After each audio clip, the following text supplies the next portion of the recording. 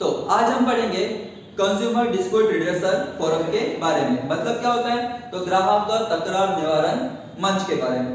तो जैसे कि हमको पता है कि कोई भी अगर ग्राहक, जैसे कि हम आप क्या हुआ एक कंज्यूमर है, तो अगर हम क्या करते हैं किसी मार्केट में जाते हैं, मार्केट में जाने के बाद में हमको कभी कभी ऐसा होता है कि हमारा एक्सप्लॉइटेशन किया जाता है, ठीक है, हमारे साथ में चीट किया जाता है। तो उससे कैसा है कि बहुत से ग्राहकों को क्या होता है, प्रॉब्लम होती है। सो ये जो इनकी क्या है तकरार होती है, ये जो इनकी ग्रीवेंस होती है, इनको सॉल्व अगर करना है, इनको क्या चाहिए, इसका सॉल्यूशन अगर चाहिए तो वो कहाँ पे जाए, तो अगर वहां पे दुकानदार के पास में जाने के बाद, जो भी शॉपकीपर उसके पास में जाने के बाद में अगर आपका जो भी मतलब प्रॉब्लम हुआ या फिर जो भी आपको नुकसान हुआ है वो अगर सॉल्व नहीं होता है, तो आप कहाँ जा सकते हो, ठीक है। इसके लिए कंज्यूमर प्रोटेक्शन एक्ट 2019 के अकॉर्डिंग, कंज्यूमर प्रोटेक्शन एक्ट 2019 के अकॉर्डिंग यहाँ पे आपको कंज्यूमर के प्रॉब्लम को सॉल्व करने के लिए 3 लेवल पे क्या दिया है, 3 कमीशन आपको दिए गए हैं। तो उसमें जैसे कि आपको यहाँ पे दिया है डिस्ट्रिक्ट कमीशन, उसके बाद में state commission and national commission. तो ये होता ही क्या है, डिस्ट्रिक्ट कमीशन क्या होता है, तो कंज्यूमर डिस्प्यूट रिड्रेसल कमीशन, ये क्या है, कंज्यूमर डिस्प्यूट रिड्रेसल कमीशन है जो कहाँ पे डिस्ट्रिक्ट लेवल पे है, कहाँ पे डिस्ट्रिक्ट लेवल पे, okay. established by the state government, established by the state government, मतलब इसको एस्टैब्लिश कौन करता है, तो स्टेट गवर्नमेंट क्या करता है, डिस्ट्रिक्ट कमीशन को एस्टैब्लिश करता है, is known as a district commission, जिसको क्या बोलेंगे हम, डिस्ट्रिक्ट कमीशन बोलेंगे। जैसे ये क्या दिया आपको, डिस्ट्रिक्ट लेवल पे क्या करता है, ये अपना काम करता है, ठीक है ना। उसी तरीके से क्या दिया है, स्टेट कमीशन, क्या दिया है, स्टेट कमीशन। स्टेट कमीशन क्या है, तो वही ये भी क्या है हमारा कंज्यूमर डिस्प्यूट रिड्रेसल कमीशन ही है, लेकिन वो काम कहां पे करता है, तो स्टेट लेवल पे। कहां पे काम करता है, ये स्टेट लेवल पे, बराबर है। And established by the state government, जिसको एस्टैब्लिश कौन करते हैं, स्टेट गवर्नमेंट यहाँ पे एस्टैब्लिश करते हैं, ठीक है। उसी को क्या बोलेंगे हम यहाँ पे, तो स्टेट कमीशन, क्या बोलेंगे उसको, स्टेट कमीशन, ठीक है। उसी के जैसा तीसरा क्या दिया आपको यहाँ पे, नेशनल कमीशन, क्या दिया है, नेशनल कमीशन। नेशनल कमीशन क्या है, तो consumer dispute redressal commission at nation level, मतलब राष्ट्रीय पातळी पे, नेशन लेवल पे जो होता है, कंट्री लेवल बोलेंगे इसको, एस्टैब्लिश्ड बाय यहाँ पे सेंट्रल गवर्नमेंट, यहाँ पे क्या है, सेंट्रल गवर्नमेंट, उसको क्या बोलेंगे, नेशनल कमीशन, ठीक है। तो कैसा है, नेशनल कमीशन जो है ना, तो क्या नेशनल लेवल पे, कंट्री लेवल पे होता है, उसका एस्टैब्लिशमेंट होता है और उसको सेंट्रल गवर्नमेंट के जरिए क्या किया जाता है, एस्टैब्लिश किया जाता है। और साथ ही साथ में, ठीक है, जैसे कि यहाँ पे आपको दिया है डिस्ट्रिक्ट कमीशन और स्टेट कमीशन, तो डिस्ट्रिक्ट कमीशन डिस्ट्रिक्ट लेवल पे, स्टेट कमीशन स्टेट लेवल पे, लेकिन इसको एस्टैब्लिश कौन करता है, स्टेट गवर्नमेंट। लेकिन यहाँ पे नेशनल कमीशन में कैसा है, national commission at a national level established by the central government. ये बातें आपको क्या करते हैं, यहाँ पे ध्यान रखनी है, ठीक है। तो यहाँ पे जो आपको दिया है डिस्ट्रिक्ट का, स्टेट और नेशनल, एक कैसे कॉम्बिनेशन कैसे, मतलब यहाँ पे रेसिडेंट कौन है, यहाँ पे मेंबर्स कौन है, उनका ज्यूरिडिक्शन एरिया क्या है, इसके बारे में हम आपको यहाँ पे बताएंगे। जैसे कि यहाँ पे देखिए, यहाँ पे जो आपको दिया है प्रेसिडेंट के बारे में, क्या दिया आपको यहाँ पे, प्रेसिडेंट, ठीक है।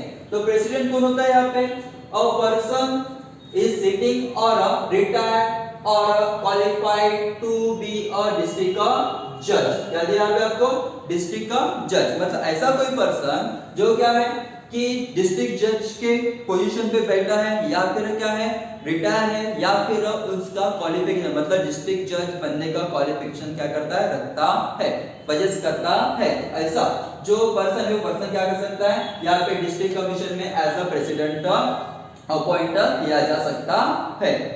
उसी जैसे वैसे देखो स्टेट कमीशन, स्टेट कमीशन कैसा है यहाँ पे कि जज ऑफ अ हाई कोर्ट, क्या दिया आपको यहाँ पे, जज ऑफ अ हाई कोर्ट। जैसे यहाँ पे जो डिस्ट्रिक्ट था, डिस्ट्रिक्ट में क्या होता है, डिस्ट्रिक्ट में क्या था, डिस्ट्रिक्ट जज, बट यहाँ पे क्या दिया आपको, जज of a high court appointed by state government, कौन अपॉइंट करता है इनको, state government, in a consultation with the chief justice of a high court, okay, in a consultation with the chief justice of a high court, मतलब high court के जो chief justice है उनके consultation से यहाँ पे स्टेट कमीशन में जज of a high court as a appointed as a president, इनको यहाँ पे क्या कहते हैं अपॉइंट किया जाता है। मतलब यहाँ पे ध्यान रखना है आपको कि यहाँ पे क्या है जज आपका हाई कोर्ट, कहाँ का जज है हाई कोर्ट के जज है। उसके बाद में क्या दिया आपको यहाँ पे नेशनल कमीशन। नेशनल कमीशन में कैसा है जज ऑफ सुप्रीम कोर्ट, जज ऑफ सुप्रीम कोर्ट, कहाँ के जज है सुप्रीम कोर्ट के जज है, ठीक है। अपॉइंटेड बाय सेंट्रल गवर्नमेंट, क्या दिया यहाँ पे आपको appointed by central government in a consultation with the chief justice of India, in a consultation with the chief justice of India. मतलब जैसे यहाँ पे जो प्रेसिडेंट दिए गए हैं तो यहाँ पे जो प्रेसिडेंट हो क्या है डिस्ट्रिक्ट जज होने चाहिए, ठीक है ना, क्या होने चाहिए डिस्ट्रिक्ट जज होने चाहिए। यहाँ पे जो आपको स्टेट कमीशन में जो जज दिए वो क्या है हाई कोर्ट के जज होने चाहिए, ठीक है। और उनका कंसल्टेशन किनके कंसल्टेशन से उसको अपॉइंट किया जाता है तो chief justice of high court. और यहाँ पे जो नेशनल दिया है नेशनल कमीशन में जज ऑफ सुप्रीम कोर्ट, क्या होने चाहिए जज ऑफ सुप्रीम कोर्ट, और सेंट्रल गवर्नमेंट को अपॉइंट करती है। और यहाँ पे चीफ जस्टिस ऑफ इंडिया इनके कंसल्टेशन से उनको अपॉइंट किया जाता है, ठीक है। उसके बाद में आपको दिया सेकंड मेंबर्स, ठीक है। तो मेंबर्स क्या है तो मेंबर्स में not less than 2, not less than 2। यहाँ पे कितना है नॉट लेस देन 4, मतलब डिस्ट्रिक्ट में कितना 2 से कम नहीं होना। उसके बाद में स्टेट में कैसा 4 से कम नहीं होना। और जो हमारे क्या नेशनल कमीशन उसमें कितने चाहिए तो यहाँ पे भी 4 से कम नहीं चाहिए, लेकिन ज्यादा से ज्यादा कितने मैक्सिमम कितने, ठीक है ना। मिनिमम तो पता है मिनिमम 2, मिनिमम 4, मिनिमम 4, मैक्सिमम कितना तो number of a member as may be prescribed in a consultation with the central government. तो सेंट्रल गवर्नमेंट के कंसल्टेशन से जितने यहाँ पे बताए गए हैं उतने आपको यहाँ पे मैक्सिमम नंबर ऑफ मेंबर्स आप रख सकते हो, यहाँ पे रह सकते हैं। लेकिन एक बात ध्यान रखना है कि मिनिमम कितना है यहाँ पे 2, डिस्ट्रिक्ट में 2, यहाँ पे स्टेट कमीशन में 4 और नेशनल में भी 4। ये हो गया हमारे मेंबर्स। उसके बाद में आपको यहाँ पे दिया टेन्योर। टेन्योर मतलब क्या होता है कालावधि, ठीक है। कालावधि मतलब यहाँ पे जो मेंबर्स है या फिर जो यहाँ पे क्या है प्रेसिडेंट है वो अपनी सीट जो है मतलब अपना ऑफिस जो है कब तक वो होल्ड करके रख सकते हैं। तो यहाँ पे हर जगह पे ध्यान देना कि मिनिमम कितनी ईयर 5 ईयर, ठीक है, मिनिमम 5 ईयर। यहाँ पे मिनिमम 5 ईयर और यहाँ पे मिनिमम 5 ईयर, मतलब तीनों कमीशन में 5 साल कम से कम इनकी क्या होती है तो सीट होती है। और ज्यादा से ज्यादा मैक्सिमम कितने देर तक ये रह सकते हैं तो यहाँ पे दिया है up to the age of 65। कितना दिया है up to the age of 65 in district commission, यहाँ पे district commission whichever is earlier, whichever is earlier मतलब जो कालावधि पहले कब का हो जाएगा उनको अपनी सीट छोड़नी पड़ेगी। मतलब अगर वो 5 साल के लिए अभी अपॉइंट है तो 5 साल वो चलेंगे, लेकिन उनकी अगर एज क्या होगी 65 हो जाती है और वो 4 साल ही अपनी सीट होल्ड करके रख सकते हैं तो फिर उनको 4 साल का रहेगा यहाँ पे एज अ मेंबर यहाँ पे प्रेसिडेंट अपॉइंट किया जाएगा, ठीक है। उसी वजह से यहाँ पे दिया है मिनिमम 5 ईयर है, लेकिन मैक्सिमम कितना है up to the age of 67। कितना दिया है up to the age of 67, मतलब 67 के एज तक अपनी सीट क्या कर सकते हैं होल्ड करके रख सकते हैं। उसके बाद में यहाँ पे देखिए नेशनल कमीशन में कैसा है कि मिनिमम 5 ईयर है, up to the age of member के लिए अलग दिए प्रेसिडेंट के लिए अलग दिए। जो मेंबर है उनके लिए 67 दिए, जो प्रेसिडेंट है उनके लिए 70 दिए, मतलब मैक्सिमम कितना तो यहाँ पे मेंबर के लिए 67 और प्रेसिडेंट के लिए कितना है 70 साल या अपनी सीट क्या करके होल्ड करके रख सकते हैं। ये हो गया उनका टेन्योर कालावधि। उसके बाद में देखेंगे हम क्वालिफिकेशन क्या होना चाहिए सबका। तो क्वालिफिकेशन आपको यहाँ पे दिया है, क्वालिफिकेशन 3 क्वालिफिकेशन है, एक है एज का, एक है एजुकेशन का और दूसरा दिया आपको एक्सपीरियंस का, तीसरा दिया एक्सपीरियंस का। एज कैसे है तो not less than 35 year, not less than 35 year मतलब जो भी यहाँ पे मेंबर्स या फिर प्रेसिडेंट के तौर पे अपॉइंट किए जाते हैं उनकी एज 35 साल से कम नहीं होनी चाहिए, not less than 35 year. Same criteria दिया आपको यहाँ पे स्टेट कमीशन में, सेम दिया आपको नेशनल कमीशन में, मतलब 35 साल के नीचे नहीं होनी चाहिए। उसके बाद में क्या दिया देखिए एजुकेशन। एजुकेशन क्या होना चाहिए हर किसी के पास में बैचलर डिग्री होनी चाहिए, वो भी रिकॉग्नाइज्ड यूनिवर्सिटी से, रिकॉग्नाइज्ड यूनिवर्सिटी से क्या होना चाहिए कम से कम इनके पास में बैचलर डिग्री होनी चाहिए, तीनों के पास में, डिस्ट्रिक्ट में भी, स्टेट में भी और नेशनल में भी। तीनों के पास में क्या होना चाहिए बैचलर डिग्री होनी चाहिए, वो भी रिकॉग्नाइज्ड यूनिवर्सिटी से। उसके बाद में आपको दिया है यहाँ पे एक्सपीरियंस। एक्सपीरियंस क्या चाहिए, कितना चाहिए, ठीक है। यहाँ पे तीनों के लिए एक्सपीरियंस एक जैसा ही चाहिए, इसलिए एक ही जैसा यहाँ पे लिखा है। देखिए कि they should have a adequate knowledge and at least a 10-year experience। मतलब क्या दिया है आपको यहाँ पे, उनके पास में नॉलेज होना चाहिए और कम से कम एटलीस्ट 10-year एक्सपीरियंस होना चाहिए। एक्सपीरियंस किस चीज का होना चाहिए, तो in dealing with the problem related to the economic, law, commerce, accountancy, industries and public affairs and administration. तो ये जो आपको यहाँ पे दिया गया है, क्या क्या है यहाँ पे, economic, law, commerce, accountancy, industry, उसके बाद पब्लिक अफेयर्स एंड एडमिनिस्ट्रेशन, इनमें उनको कम से कम 10 साल का एक्सपीरियंस होना चाहिए, ठीक है। उसके बाद में हो गया उनका क्वालिफिकेशन। देन दिया आपको यहाँ पे टेरिटोरियल जुरिडिक्शन, मतलब इनका जो स्कोप है, एरिया है, एरिया क्या होता है, एरिया जुरिडिक्शन क्या होता है इसमें। तो जैसे कि यहाँ पे डिस्ट्रिक्ट कमीशन में दिया आपको, डिस्ट्रिक्ट में क्या, एंटायर डिस्ट्रिक्ट, एंटायर डिस्ट्रिक्ट, मतलब इनका एंटायर डिस्ट्रिक्ट क्या रहेगा, जुरिडिक्शन एरिया रहेगा। उसके बाद में यहाँ पे आपको स्टेट कमीशन, स्टेट कमीशन में क्या है, तो देखिए ध्यान दीजिए कि ओरिजिनल केस, मतलब क्या है कि आप स्टेट कमीशन में ओरिजिनल केस भी फाइल कर सकते हो। यहाँ पे ओरिजिनल केस क्या करते हैं, अटेंड करते हैं, as well as appeal against the order of the district commission. और साथ ही साथ में अगर डिस्ट्रिक्ट कमीशन के ऑर्डर से जो भी केस स्टेट कमीशन पे आती है वो भी यहाँ पे एंटरटेन की जाती है, ठीक है। और यहाँ पे आपको नेशनल कमीशन में क्या है कि ओरिजिनल केस और साथ ही साथ में appeal against the order of a state commission. और स्टेट कमीशन ने जो ऑर्डर दिया है वो केस यहाँ पे क्या की जाती है, एंटरटेन की जाती है। मतलब यहाँ पे कैसा है, यहाँ पे तो ओरिजिनल केस आएंगे, डिस्ट्रिक्ट में एंटायर डिस्ट्रिक्ट यहाँ पे क्या होता है, उनका जुरिडिक्शन होता है। उसके बाद में क्या है, स्टेट कमीशन, स्टेट कमीशन में ओरिजिनल केस आती है और साथ में कैसा है, order by the district commission. और इनकी जो लिमिट होती है वो लिमिट स्टेट लेवल तक की मर्यादित होती है, मतलब लिमिटेड होती है, मतलब स्टेट के बाहर से नहीं, स्टेट के अंदर में जो भी आएंगे वही।